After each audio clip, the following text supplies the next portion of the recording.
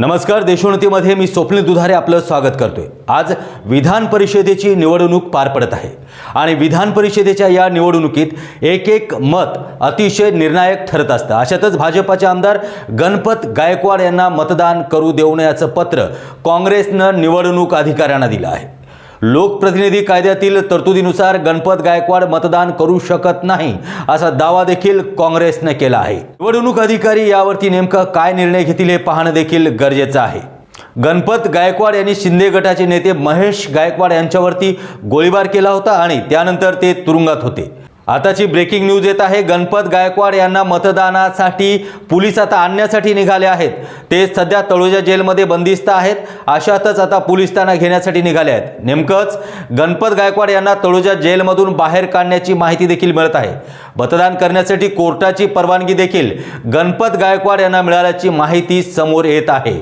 राष्ट्रवादीचे आमदार रमेश कदम तसेच छगन भुजबळ यांनी देखील तुरुंगात असताना मतदानाचा हक्क बजावला होता असं भाजपा सांगते। तर पुढील तासाभरात ते विधान भवनात पोहोचणार आहेत आणि मतदान देखील करणार आहेत। यापूर्वी अनिल देशमुख हे तुरुंगात असताना त्यांना मतदान करू दिलं नव्हतं, पण भाजपा सत्तेचा गैरवापर करत असल्याचं काँग्रेस नेते अतुल लोंढे यांनी आरोप केला आहे।